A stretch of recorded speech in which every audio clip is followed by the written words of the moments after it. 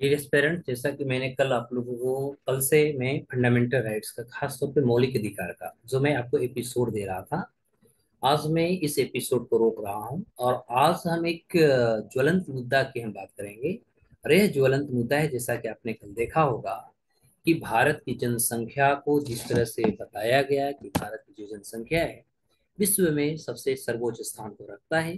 तो आज इसी में हम बात करने वाले हैं। एक रिपोर्ट हम देखेंगे जो यूएनएफपी का, जैसा कि कल पिछले दिन ही हम आपको इसके बारे में बहुत सारी चीज अपने टेलीग्राम चैनल के माध्यम से हम आपको बताया था। आज हम इसमें चुनौतियां देखेंगे, भारत के बारे में, इसके उपलक्ष्य के बारे में देखेंगे, क्या क्या प्रॉब्लम आने वाली है, सारी बातों को आज हम देखने वाले हैं। क्योंकि यूएनएफपी की हम बात करते हैं तो इसका फुल फॉर्म होता है, इंग्लिश ही लिख देता, यूनाइटेड नेशंस, है ना।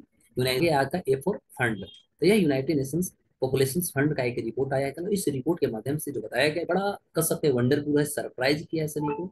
आज जो है हमारा भारत, यहाँ पर हम दो भागों में इसको बल्कि बांट देते हैं। तो यहाँ पर हमारा इंडिया हो गया, यानी भारत है, और इधर भारत का एक पड़ोसी राष्ट्र चाइना है, जो विश्व में पहले मोस्ट पॉपुलस यानी ज्यादा जनसंख्या वाला राष्ट्र के रूप में जाना जाता था। तो आज भारत की आबादी जो है 142 यानी 142.86 करोड़ पहुंच चुका है। मतलब हम कह सकते हैं कि आज भारत की आबादी 142 करोड़ हमारी जनसंख्या पहुंच चुकी है। और ये जो 86 दिखा है हमको, इसका मतलब 30 लाख 86 लाख हमारा ये जनसंख्या भारत का पहुंच चुका है। यानी 1 अरब 42 करोड़ 36 लाख 86 लाख हमारी जनसंख्या है। वहीं यदि चाइना की हम बात करें तो चाइना की आबादी 7, यानी इसका है 1 अरब 42 करोड़ 57 लाख।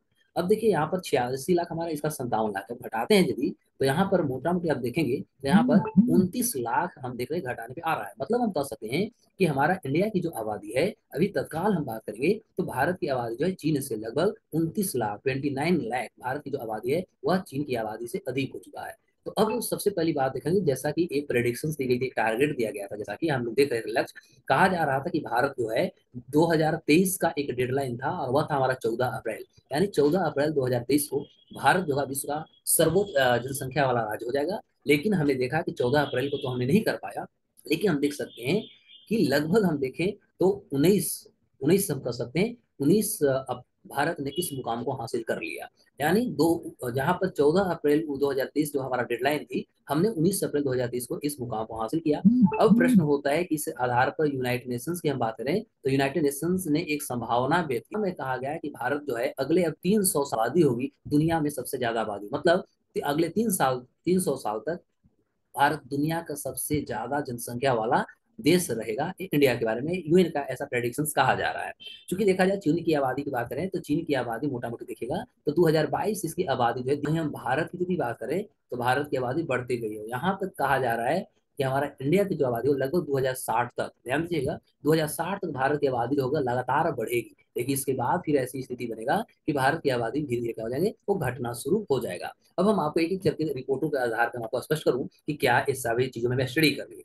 तो देखिए इसमें यदि हम बात करें तो अभी भारत में जिस तरह से आबादी बढ़ी है, और ये जो रिपोर्ट आया तो यहाँ दो रिपोर्ट देखेंगे। अभी हमने जैसा यूएनएफपी पढ़ा है ना, तो इसी को कहीं कहीं आप यूएनएफपी ये भी आपको देगा, जो जनसंख्या कोष के नाम से आता है। तो इन्होंने जो डेटा दिया, इसका नाम उन्होंने दिया है ऑफ वर्ल्ड पॉपुलेशन, है ना।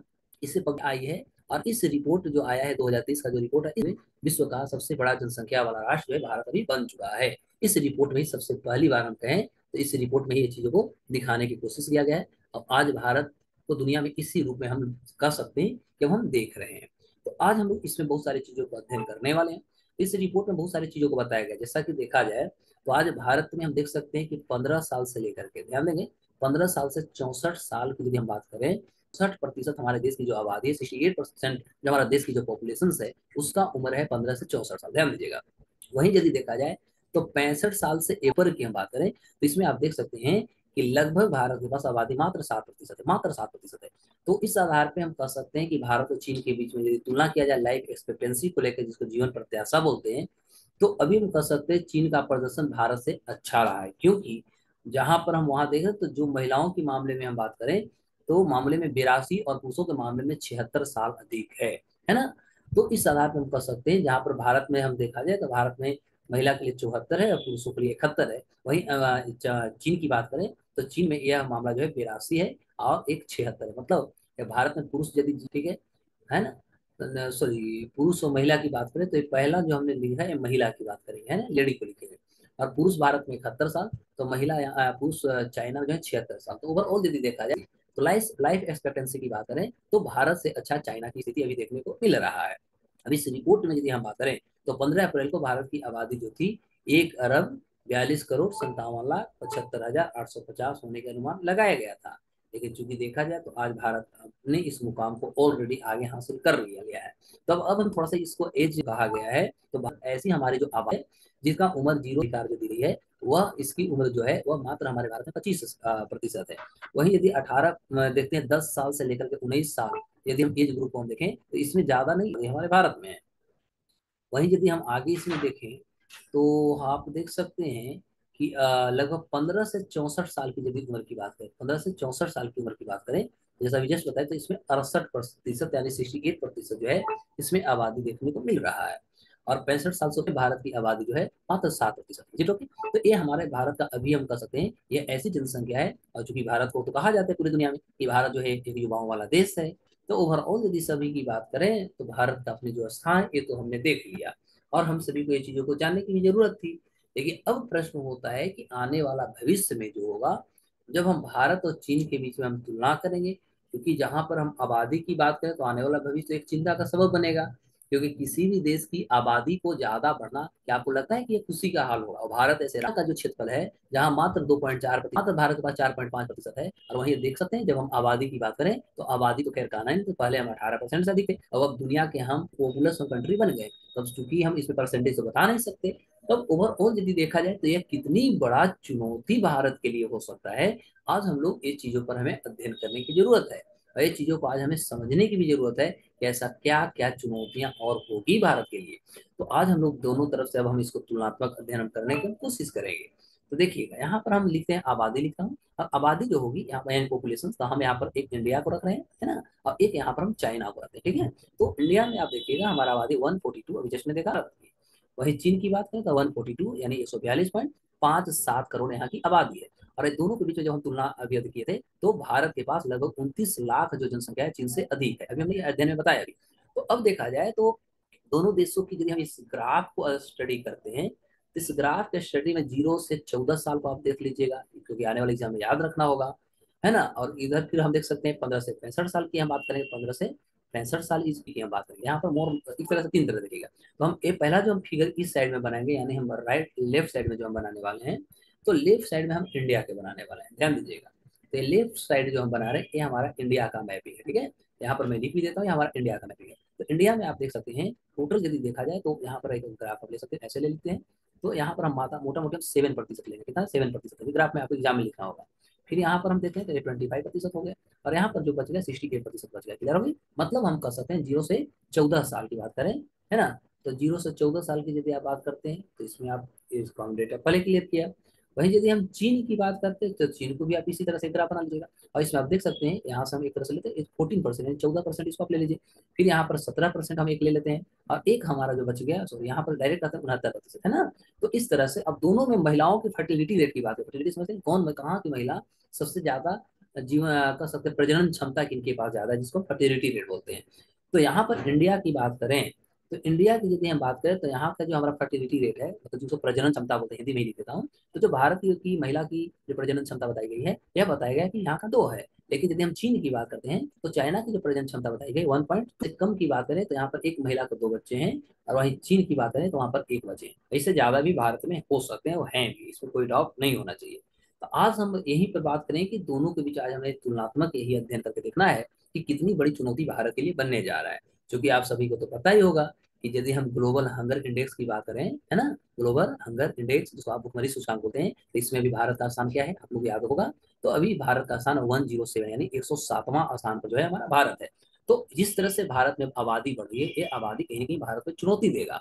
अब इस आधार पर हम कह सकते हैं कि 7 को देखा जाए तो भारत की जिस तरह से आबादी आगे बढ़ती जा रही है कितनी बड़ी चुनौती हो सकती है, अब इसी से हम अध्ययन करेंगे। अब यहाँ पर हम तुलनात्मक अध्ययन करेंगे, क्या क्या तुलना में करेंगे।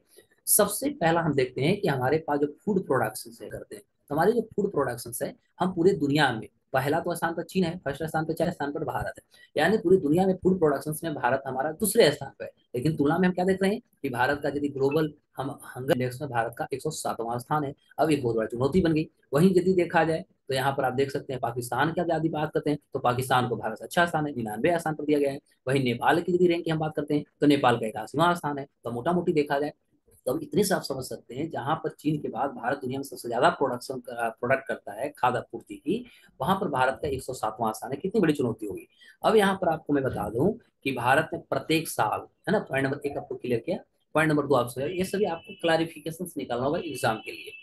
है तो भारत जो है प्रत्येक साल, हर साल जो है लगभग 382 382 हमारा बिलियन डॉलर की हम बात करते हैं, बिलियन डॉलर का भारत जो है केवल फूड प्रोडक्शन करता है। केवल फूड प्रोडक्शन जो है इंडिया प्रत्येक साल 382 बिलियन डॉलर का करता है। अब सोचने वाले कि इतना हम करने के बावजूद भी भारत की स्थान कहाँ पर है, 107वां स्थान है। कितना चुनौती है ये, आप इस चीजों को अध्ययन करके देख सकते हैं, क्योंकि तुलनात्मक अध्ययन से हम स्पष्ट करते हैं क्या प्रॉब्लम है। वहीं यदि हम बात करें तो आप दो चीजों को और दीजिए, जैसे हम मिल्क की बात करें यानी दूध होता है, हम पल्स की बात करें मतलब दाल होता है ना, ये दोनों की यदि हम बात करते हैं, ये दोनों में हम जो है यानी भारत जो है सबसे ज्यादा, यानी हम कह सकते हैं भारत सबसे ज्यादा इसकी पैदा करता है या कह सकते हैं प्रोडक्ट करता है ना। और इस आधार पर भारत के अपनी स्थान है। वहीं यदि हम बात करें तो आप गेहूं को ले लीजिए जिसको व्हीट बोलते हैं, आप चावल को ले लीजिए, इसकी हम यदि प्रोडक्शन क्षमता की बात करें तो इसमें भारत जो है आफ्टर चीन फिर इसमें हम सेकंड रैंक लेकर के आए, यानी फर्स्ट रैंक इसमें भी चाइना है ना। अब इसकी यदि हम तुलनात्मक अध्ययन करें तो भारत में चाइल्ड वेस्टिंग देखिएगा, भारत में जो हमारा चाइल्ड वेस्टिंग है ना, तो भारत में अभी भी चाइल्ड वेस्टिंग बहुत चुनौती बनी है। अभी भी चाइल्ड 3.3% अभी भी चाइल्ड वेस्टिंग रेट बना हुआ है, जो दुनिया में सबसे ज्यादा है। सोचिए दुनिया में सबसे ज्यादा है। अब आप चुनौती आपके सामने आ गई कि जहां पर हम मिल्क प्रोडक्शन, पल्स प्रोडक्शन में सबसे आगे हैं, गेहूं चावल में दुनिया में दूसरे स्थान पर है, उसके बावजूद भी ये हमारे पास चुनौतियां बना हुआ है। तो यह एक गंभीर विषय है, इसमें हमें अध्ययन करना होगा, बहुत हमें अध्ययन करने की आवश्यकता है। आगे हम एजुकेशन इंडेक्स की हम चर्चा करने वाले हैं।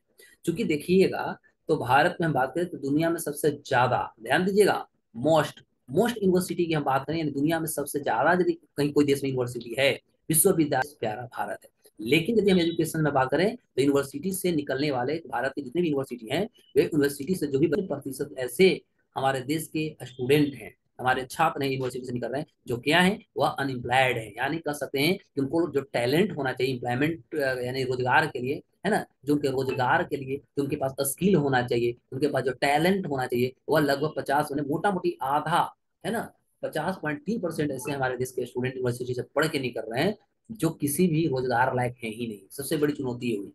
वहीं यदि हम दूसरी डेटा का स्पष्ट करते हैं तो आप देख सकते हैं कि भारत में, बात कर रहा हूँ इंडिया, क्योंकि आज का हमारा पूरा मोटो इंडिया पर है, तो भारत में 5,288 तत्काल में यूनिवर्सिटी है साहब। अभी तत्काल में भारत में 5,288 यूनिवर्सिटी है। पर नाम रखा गया है यूएसए, यानी अमेरिका दूसरे स्थान पर यूनिवर्सिटी के मामले में। यहाँ पर 3,216 ही यूनिवर्सिटी है अमेरिका में, और भारत में 5,288 यूनिवर्सिटी है भारत में। अब सोचने वाली बात है कि ये दुनिया का सबसे ज्यादा यूनिवर्सिटी वाला राष्ट्र है, और यहाँ के स्टूडेंट जो होते हैं 50.3% ऐसे स्टूडेंट होते हैं जिनको एम्प्लॉयमेंट स्किल्स एंड टैलेंट उनके पास नहीं है। यानी मोटा मोटी भी 50% हमारे देश के जो स्टूडेंट होते हैं वह तो नौकरी लायक ही नहीं है। ध्यान दीजिएगा, ये मैं नहीं बोल रहा हूँ, मैं बोल आर रिपोर्ट 2023 में आया है, और C S I C report जो 2023 में, इस रिपोर्ट के अध्ययन को मैं कर रहा हूँ। ऐसा नहीं कि मैं अपने तरफ से बोल रहा हूँ। सबसे पहले बातों को ध्यान दीजिएगा कि मैं अपने तरफ से नहीं बोल रहा हूँ, जो भी रिपोर्ट के आधार पर मैं बात करूँ। अब आगे बात करते हैं। अब हम थोड़ा लोकतंत्र की बात करते हैं ना। भारत एक विश्व का सबसे बड़ा लोकतंत्र है, तो विश्व में भारत सबसे बड़ा जब लोकतंत्र है, इसमें बात होती है कि अभी भारत में 92 करोड़, 92 करोड़, याद रखिएगा 92 करोड़ है, ध्यान दीजिएगा। तो भारत में 92 करोड़ मतदाता हैं, और इस आधार पे भारत जो है दुनिया का सबसे बड़ा एक लोकतंत्र है ना। भारत दुनिया का सबसे बड़ा लोकतंत्र है, डेमोक्रेसी है। और आपको मैं बता दूं, भारत का डेमोक्रेसी इंडेक्स की बात करेंगे, डेमोक्रेसी इंडेक्स जो आती है, इंटरनेशनल जो रिपोर्ट निकलती है, इसमें भारत का स्थान कितना है बाबू, तो भाई है। बताने वाली बात है, सोचने वाली बात है कि जहाँ वर्ल्ड का सबसे बड़ा लोकतंत्र पाया जाता है, जहां पर हम दुनिया को वसुधैव कुटुंबकम जैसे गतिविधि सिखा रहे हैं, वो आज हमारी ये स्थिति बनी हुई है। तो यहाँ भारत में लोकसभा हुआ, उसके बाद राज्य स्वतंत्र वाला है, तो राज्यों में होती है जिसको लोकल लेवल कहते हैं। तो सभी में जो यहाँ पर प्रत्यक्ष होता है, और प्रत्यक्ष में 92 करोड़ देश का वोटर जो होते हैं पार्टिसिपेट करते हैं।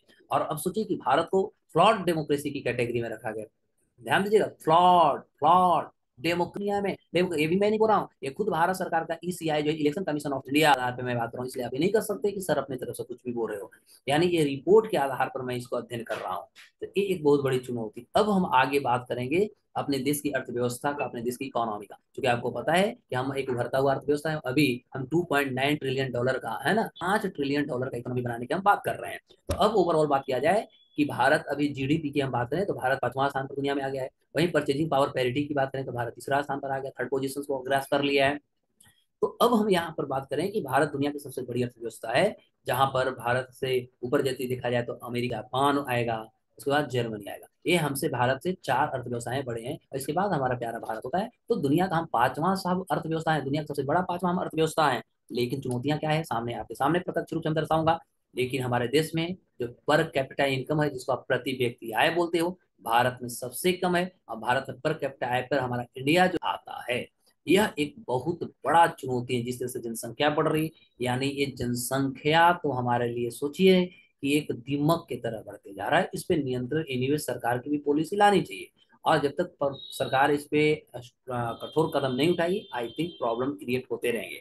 आज भारत की आबादी मिलकर यदि देखा जाए तो लगभग 3.18 है ना लाख करोड़ रुपए की वस्तुओं सेवाओं की बनाती है ना। लाख करोड़, डेटा याद रखिए। इतना 3.18 लाख करोड़ की रुपया जो हमारी देश की इंडियन करेंसी है, इसका हम गुड्स करके बनाते हैं।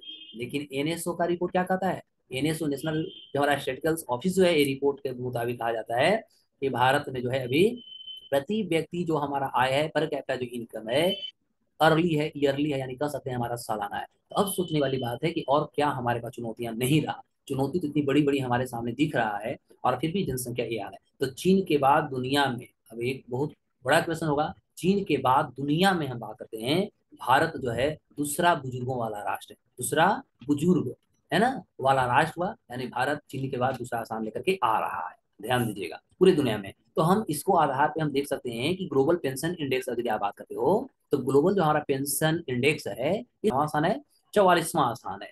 और भारत की रैंक, ये मैंने सॉरी 44 देश में भारत का स्थान 41वां है। अब सोचिए, जहां पर 44 देश है ना, और 44 देश में भारत का स्थान 41 है, यानी बुजुर्गों की सामाजिक सुरक्षा का असर बहुत नीचा है। जो हमारे देश के बुजुर्ग हैं, ओल्ड एज जो पीपल है, पर्सन है, तो ओल्ड एज पर्सन का जो सोशल स्टेटस उनका है, बहुत ज्यादा क्या है साहब, लो है। तो यह एक बहुत बड़ी चुनौती देखने को मिल सकता है। अब क्या होगा कि आने वाले जो भविष्य होंगे, ये भारत के लिए और चिंता का विषय होगा। और वह हो जाएगा खास तौर पर जो हमारा फूड क्राइसिस होगा, यह चुनौती भी बढ़ेगी, कितना हमारा एग्रीकल्चर सपोर्ट करेगा जी। उसके बाद खास तौर पर जो इनक्वेलिटी जैसे जो संभावनाएं होती है, जहां पर हम कह सकते हैं नेशनल जो हमारा इनकम होता है, उसका जो डिस्ट्रीब्यूशन की जो चुनौती होती है, वो होगा। उसके बाद हम भिन्न भिन्न प्रकार के और चुनौती, जैसे हमारा सोशल जो हमारी डिमांड होती है, सोशल जो एक्टिविटीज होते हैं, पॉलिटिकल होंगे, सभी पर हम कह सकते हैं कहीं ना कहीं चुनौतियां हमारा बढ़ता जाएगा। तो इस तरह से हम कह सकते हैं कि हमारे पास चुनौती ही चुनौती आएंगे। तो ओवरऑल यदि देखा जाए, तो जैसा कि आप देख सकते हैं कि भारत जिस तरह से पूरी दुनिया में एक जनसंख्या तो ले चुका है, जनसंख्या में हम बहुत अच्छे स्थान पर ले आए हैं, लेकिन चुनौती भी हमारे पास उतनी है। इसीलिए हमने आपको अभी जितना भी बताया, वो सारे हम कॉम्परेटिवली बताया, मतलब तुलनात्मक हम अध्ययन करने की हम कोशिश किए हैं। तो फिर हम लोग इसी तरह अगले एपिसोड में हम फंडामेंटल राइट्स का अगला एपिसोड को हम कैरी करेंगे, या करते हैं, कंटिन्यू करते हैं, ठीक है।